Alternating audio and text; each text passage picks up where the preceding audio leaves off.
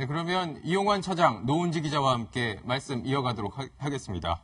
노은지 기자, 우선 지금 이영선 경호관이 박 전 대통령의 사저 생활도 계속 경호를 이어갈 것이다, 이런 보도를 저희가 단독으로 전해드렸어요. 네. 지금 현재 경호 인력들이 같이 들어가 있는 겁니까? 현재는 곁에서 어떤 사람들이 수행을 하고 있는 건가요? 일단은 그 사저 옆에 별도의 공간이 마련이 돼서 거기에 한 2명 정도 인원이 경호 컨트롤 타워라고 할 수 있는데요. 내부에서 네. 머물게 되고요. 그리고 이제 담벼락 밖이죠. 사저 외부에 이제 경호동이 사실 또 마련이 돼야 되는 상황이라 거기에는 한 20명에서 30명 사이의 경호 인력이 배치가 될 것으로 알려졌습니다. 네. 여기에 이영선 행정관이 포함이 된 건데 사실 이제 부속비서관실 행정관이었다가 경호실 소속의 경호관으로 바뀌었거든요. 그래서 박 전 대통령이 뭐 국회에 오거나 했을 때도 계속 수행을 했던 인물입니다. 네. 그렇기 때문에 아무래도 같이 이제 들어가게 된 것 같고 오래된 인연이기 때문에 좀 편안하게 박 전 대통령이 볼 수 있는 사람이라서 포함을 시킨 것으로 알려졌습니다.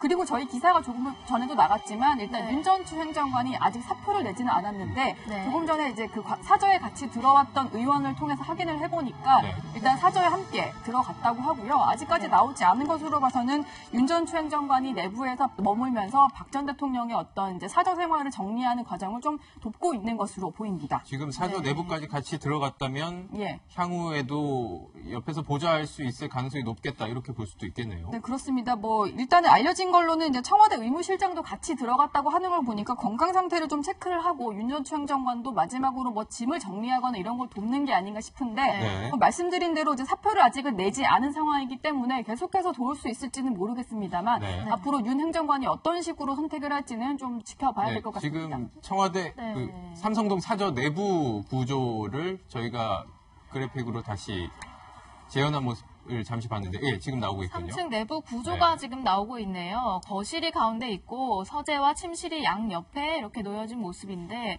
오늘까지 내부 공사를 막 분주하게 하지 않았습니까? 도배도 하고 창문도 닫고 저런 모습으로 이제 좀 갖추고 생활용품도 드리는 모습을 하루 종일 저희가 지금 카메라로 비춰드리고 있는 저 불 켜진 곳이 3층, 그리고 저희가 그래픽으로 보여주는 곳이 저 3층 내부 구조였습니다. 네. 지금 저기 안에 박 전 대통령이랑 윤전추 이영선 전 경호관이 항상 보좌를 하고 있다는 건가요? 이영선 경호관 같은 경우는 어떻게 배치를 될지는 아직까지 확인이 되지 않아서 뭐 사저 안에 함께 있을지 외부에 있을지는 알 수 없는데 지금 확실히 확인이 된 것은 윤전추 행정관은 안에서 사저 안에 지금 함께 머물고 있다고 하고요. 윤 행정관 외에도 한 3명, 4명 정도의 인원이 같이 머물면서 박 전 대통령이 사저 생활을 정리하는 걸 좀 돕고 있는 것으로 알려졌습니다. 네. 지금 앞서서 리포트에서도 보셨는데 지금 궁금해하시는 분들이 있을 것 같아요. 계속해서 박 전 대통령을 따라서 이제 계속 경호를 이어간다는 건데 이영선 행정관 누구인지 좀 자세히 설명 좀 부탁드릴게요. 일단은 체육을 전공했다, 유도 선수 출신이다 이렇게 알려져 있는데 이영선 행정관 같은 경우는 굉장히 오랫동안 그 박 전 대통령을 모셨던 인물입니다. 유도 동메달을 땄던 이제 선수였기도 하고요. 일단은 후보 시절 2007년 박근혜 전 대통령의 이제 대선 경선 후보 시절부터 근접 경호를 하면서 지금거리에서 보좌를 했었는데 사실은 처음에 이제 대통령이 인수위를 거쳐가지고 청와대에 취임을 했을 때는 행정관으로 함께 근무를 했었고요. 그러니까 저희가 많이 봤던 그 화면 있잖아요. 최순실 씨의 의상실에서 핸드폰을 닦아주던 그때 당시에는 부속실 행정관의 어떤 소속이었습니다. 5급 행정관이었다가 지금은 경호관으로 자리를 옮겨서 박 전 대통령이 가는 곳은 어디든지 좀 따라다니면서 근접 경호를 했던 그런 인물입니다. 지금 저 장면이죠. 의상실, 그 문제의 의상실에서 최순실 씨에게 핸드폰을 닦아서 건네주는 그런 모습이 지금 보이고 있습니다. 그러니까 이영선 경호관 같은 경우는 이제 경호 혜택은 받을 수 있는 거 아니겠습니까? 이제 파면을 당했더라도. 그러니까 이영선 경호관 같은 경우는 아까 이제 노은지 기자도 얘기했지만 박근혜 전 대통령이 가장 편애하는 사람이기 때문에 아마 옆에 두고 계속 경호 업무를 지시할 것 같고요. 그런데 이제 윤전추 행정관 같은 경우는 좀 다르죠. 아직 사표를 내지 않는다면 박근혜 전 대통령 옆에서 지근거리에서 보좌할 수가 없습니다. 사표를 내고 해야 되는데 아마도 오늘은 첫날이기 때문에 와서 좀 이제 박 전 대통령 옆에서 좀 도움을 주고 있는 것 아닌가 싶고 앞으로도 만약에 박 전 대통령 계속 옆에서 보좌 업무를 하기 위해선 정식으로 청와대에 사표를 내고 사저에 합류를 해야 되고요. 지금 2013년에 청와대에 들어간 그 70대 아마 요리 연구가 기억하실 거예요. 김모 씨 같은 경우에도 아마 삼성동 사저로 와서 박근혜 전 대통령 옆을 지킬 것이다라는 얘기가 나오고 있고 네. 아무래도 이제 문고리 3인방 얘기를 안 할 수가 없는데 네. 뭐 정호성 비서관 같은 경우는 이미 구속이 됐고요.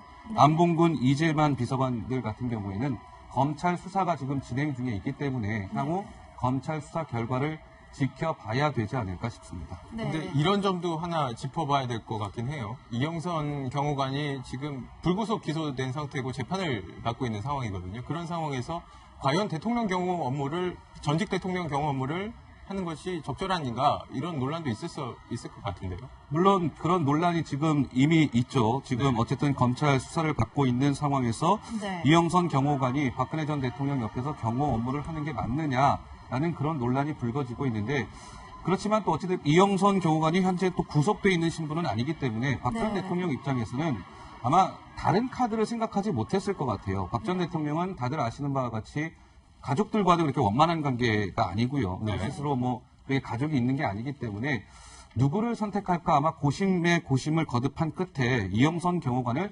당분간이라도 좀 옆에 두자 이런 결정을 내리지 않았나 싶습니다. 아니 이런 점도 좀 고려가 됐을 것 같아요. 지금 보면 이영선 행정관이 평소에 업무 스타일이 과묵해서 옆에 두고 좀 믿고 맡길 수 있겠다라는 판단을 했을 거다. 이런 얘기도 있더라고요. 네, 그렇습니다. 사실은 뭐 어떤 인맥을 통해서 박 전 대통령 경호를 하게 됐다 이런 얘기가 있었지만 본인은 상당히 억울해하는 그런 지점인데요. 일단 네. 2007년 대선 후보 경선 당시에 경호업체에서 파견이 돼서 한번 일을 같이 했었다고 합니다. 네. 근데 일단 박 전 대통령이 과묵한 스타일을 상당히 좋아하고 네. 묵묵히 자기 일을 하는 스타일을 좋아하는데 이영선 이제 경호관 같은 경우가 그런 스타일이라고 할 수가 있겠죠. 그래서 옆에서 일을 시켜봤을 때 마음에 든 사람이기 때문에 2007년부터니까 꾸준히 10년 넘게 지근거리에서 이제 대통령을 모시는 일을 했었고 이렇게 지금 전직 대통령 수행하는 인원 그 수행단에도 포함이 된 게 아닌가 이렇게 추측을 해볼 수 있을 것 같습니다. 네. 그 이용환 차장, 네. 그 지금 삼성동 사저 현장 모습도 봤었고 오늘 자유한국당 의원들도 다수 나왔고 저희가 이른바 친박으로 분류하는 의원들의 모습도 상당수 보였어요. 그리고 이 박근혜 전 대통령이 과연 자유한국당 당직을 당원 신분을 그대로 유지하느냐 이런 것도 관심이었는데 아직까지는 당원 신분을 유지하는 것으로 보이고 네. 이 자유한국당은 앞으로 이 박 전 대통령에 대해서 어떤 입장을 보이면서 이렇게 정치적으로 활용하려 할까요? 일단 오늘 박근혜 전 대통령이 범보수 진영을 향해서 이제 메시지를 남기지 않았습니까? 좀 네. 시간이 네. 걸리더라도 진실은 반드시 밝혀질 것이다라는 이야기는 네.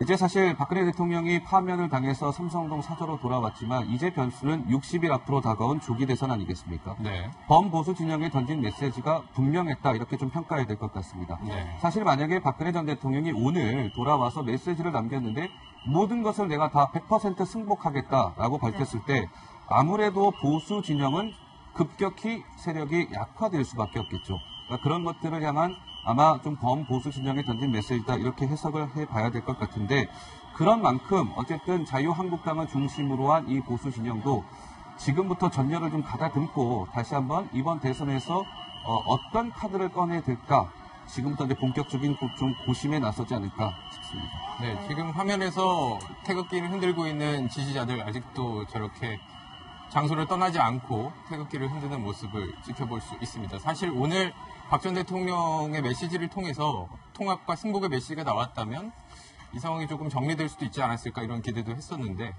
당분간은 태극기 집회라든지 태극기 지지자들의 모습을 네. 계속 지켜볼 수 있을 것 같습니다. 두 분 말씀은 여기까지 듣도록 하겠습니다. 고맙습니다.